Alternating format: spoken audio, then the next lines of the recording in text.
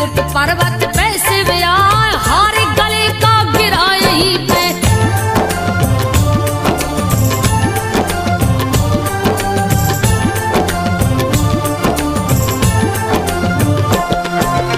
हार गले का गिरा यहीं पे, तब से मैहर धाम कहा, साबिल सूरत नैन बिसारा। मूरत देख के मनवा मोहाय, नाक में नथनी कान में कुंडल, गले पे जंती माला सुहाय, मोती जड़ा मुकुट है साजे। हंसा पे आसन है लगाए, 64 जोगिन चवर डुलावे। सारा जग पूजे सिरना, यही कथा है बहुत पुरानी। कथा को सुनिए ध्यान लगा, दुर्जन सिंह थे मैहर के राजा।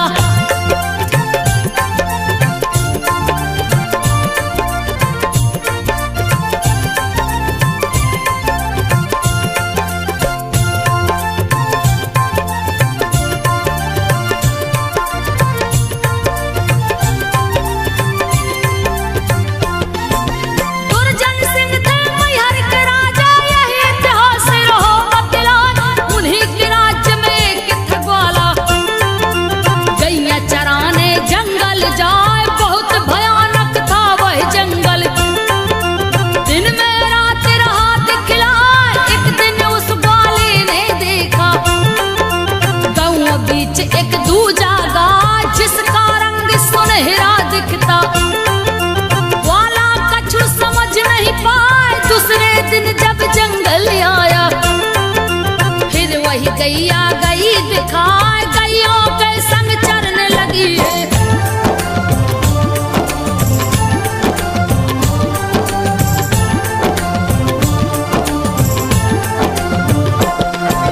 गैयों के संग चरने लगी है, ग्वाला देख विचार बनाए, पता लगा के आज रहूंगा, मालिक से इसके मिलूंगा जाए, मांगूंगा मिलके चरवाही। दूंगा सारा बात बताए, आपकी गैया रोज चराऊं। यही ग्वाला उम्मीद लगाए, शाम हुआ जब गैया चली है। ग्वाला एक टकरा दिखाए, पीछे लगा है उस गैया के। गैया पर्वत ऊपर जाए, ग्वाला उसके पीछे पीछे।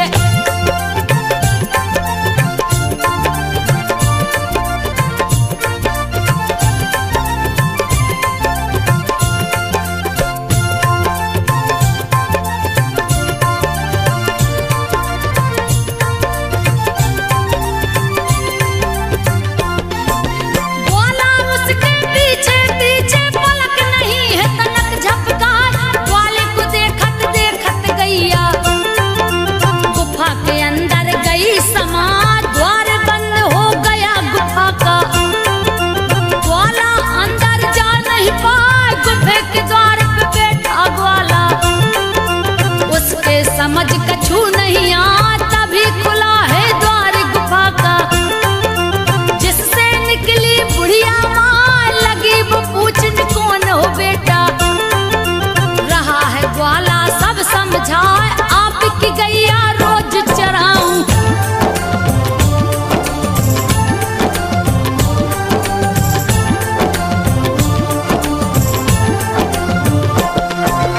आपकी गैया रोज चराऊं, पेट वास्ते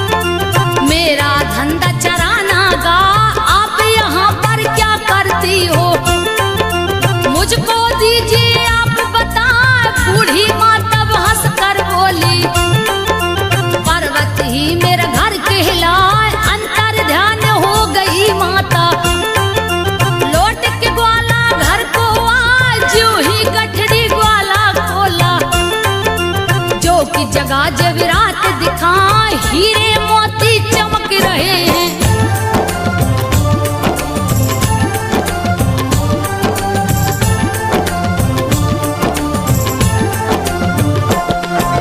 हीरे मोती चमक रहे थे, ग्वाला देख गया घबरा, मन में सोचा सुबह होते ही राजा साहब को दूं बतला के दूंगा मैं सारी कहानी।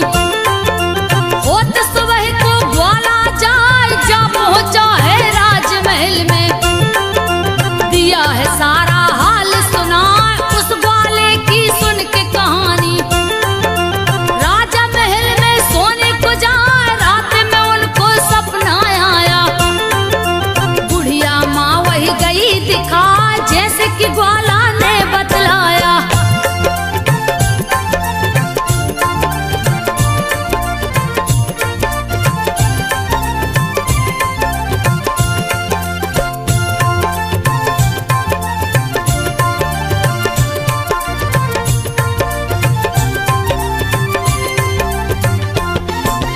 जैसा कि ग्वाला ने बतलाया, माँ ने दर्शन दिया दिखा, आदि शक्ति माँ शारदा हूँ मैं।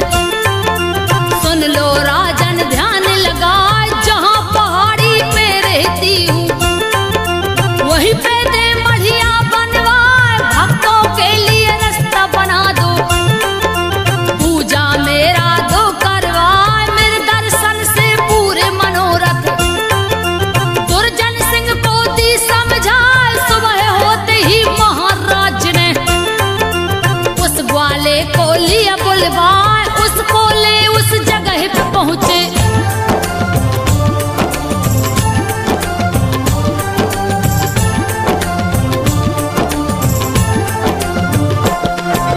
उसको ले उस जगह पे पहुंचे जहाँ पे सिला रही दिखलाए। राजा ने जब जगह को देखा, उसका रास्ता रहे बनवाए, लगे हैं लोग बनाने रास्ता। झाड़ी पहाड़ी पेड़ कटा, मढ़िया माँ की वही बनवाया, पूजा शुरू दिए करवाए, सारे दमा के दर्शन करने। लोगों की भीड़ उमड़ती जाए, पान सुपारी ध्वजा नारियल, लाल चुनरिया रहे चढ़ाए, पर्वत ऊपर मैया विराजी।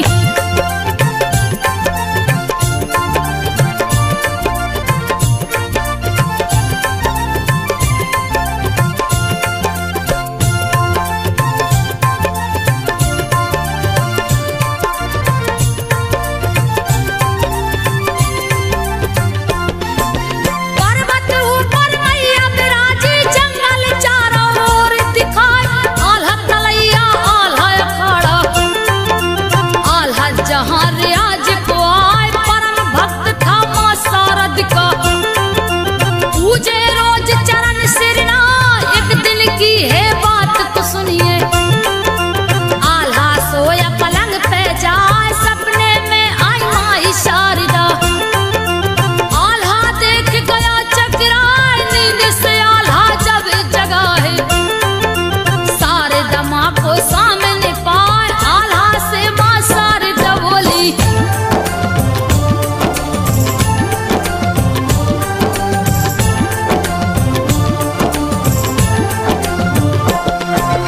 आल्हा से माँ शारद बोली, नगर ढिढोरा तो पिटवाए, अमर बना दूंगी मैं उसको, जो गर्दन को काट चढ़ाए, कह के अंतर ध्यान हुई माँ।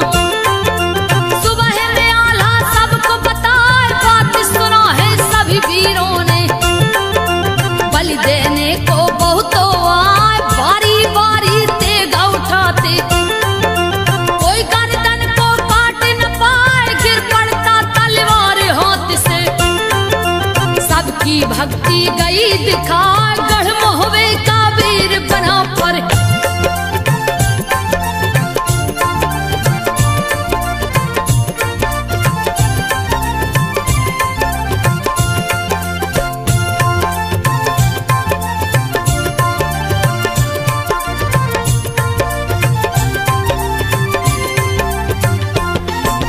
गढ़ मोहवे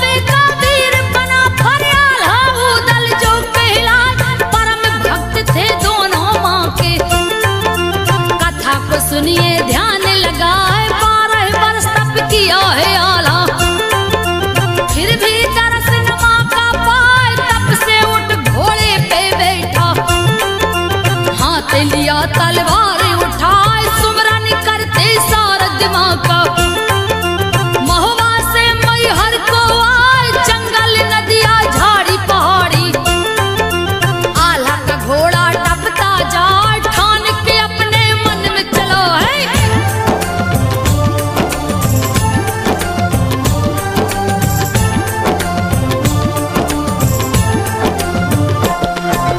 ठान के अपने मन में चला है गर्दन दूंगा आज चढ़ाए। सपने में जो मान कहा था त्रिकुट पर्वत दिए नीराए। माँ शारद के दर पे पहुंचा दिया चरणों में शीश झुकाए। गर्दन पे तलवार रख लिया धड़ से शीश दिया है उड़ाए। एक हाथ में शीश पकड़ के दिया चरणों में भेंट चढ़ाए। देख आल्हा की भक्ति मैया मन ही मन में रही मुस्कान। प्रकट हो गई शारदा माता।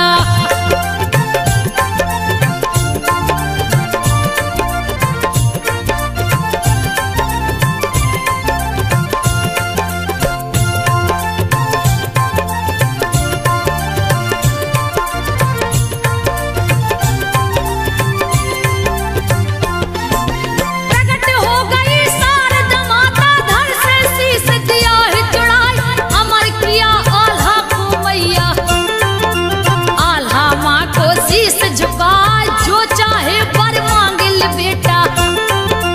शारदा मैया बोली हर्षाए आल्हा बोला तब माता से सदा में पूजा करूँ सिर नाय और कछु ना दीजिए माता। आल्हा की भक्ति कहीं न जाए जग जननी जगदम्बे अम्बे। शारदा माँ का रूप कहा माँ शारद से आल्हा बोला।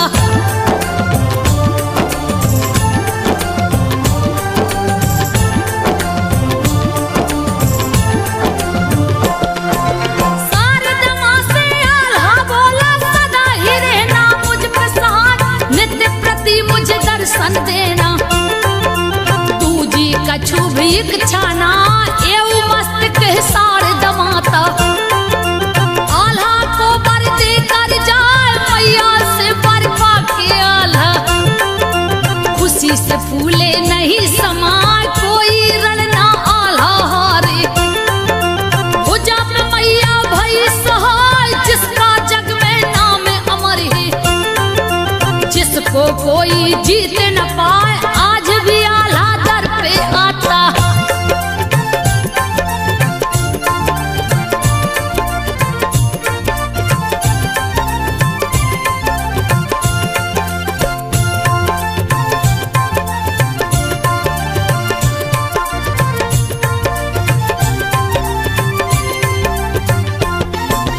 आज भी आल्हा दर पे आता। पहला फूल वो देता चढ़ाए।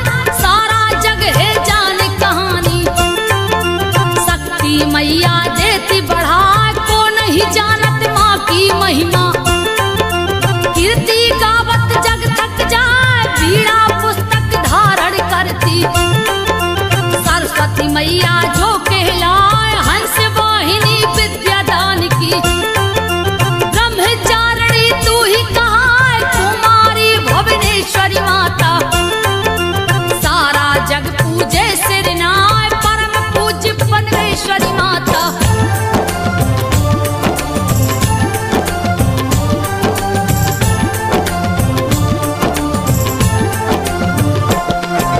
परम पूज्य परमेश्वरी माता नाम के सुमरत दुख मिट जाए। काली कराली तू बिकराली तेरा वचन न खाली जाए। रोते सवाली दर पे आवे हंसते हुए वो घर को जाए। एक सच्चा दरबार है तेरा पर्वत वासिनी तू कहलाए। अति शीघ्र फलदायिनी माता वेद पुराण रहो बतला।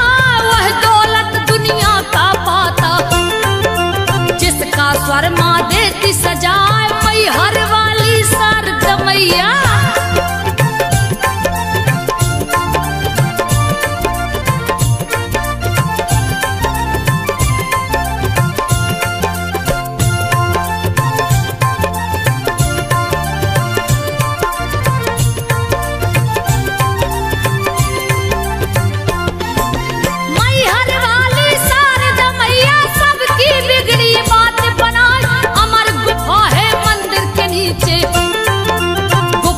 अति प्राचीन दिखाए दीप है जिसमें सदैव जलता, जिसको कोई देख न पाए, आल्हा तालाब और आल्हा अखाड़ा। मैहर नगर की शोभा बढ़ाए, माँ का दर्शन उन्हीं को होता, जिसको माता रानी बुलाए, बड़ा रे पावन लागे सुहावन। लाल ध्वजा है गगन लहराए, चलो रे भक्तों मैहर नगरी।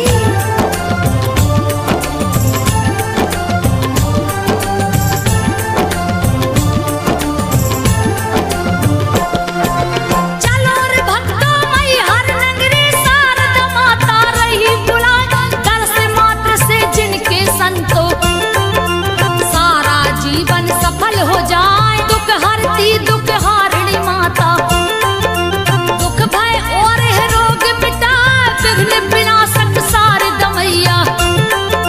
मैहर वासिनी जो कहलाए, मोह मांगा वरदान है देती, सबके मन की आस पुराए, बसंत पंचमी में लगे मेला।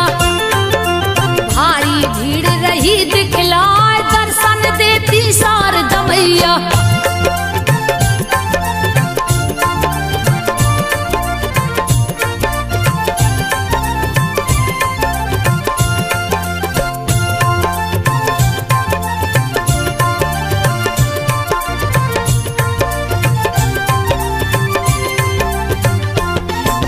दर्शन देती शारदा मैया, कितने भक्त लिए अजमाए, आल्हा उदल मछला इंदल, सबको मैया गई दिखाए, इसकी महिमा कौन बखाने।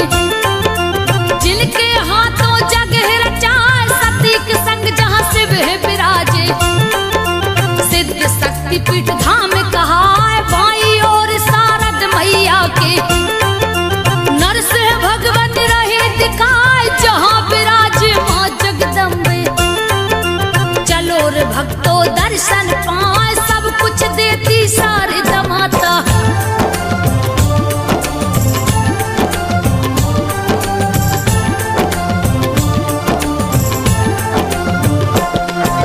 सब कुछ देती शारदा माता, कथा को सुनिए ध्यान लगाए, प्रथम सीधी पे शीश झुका के।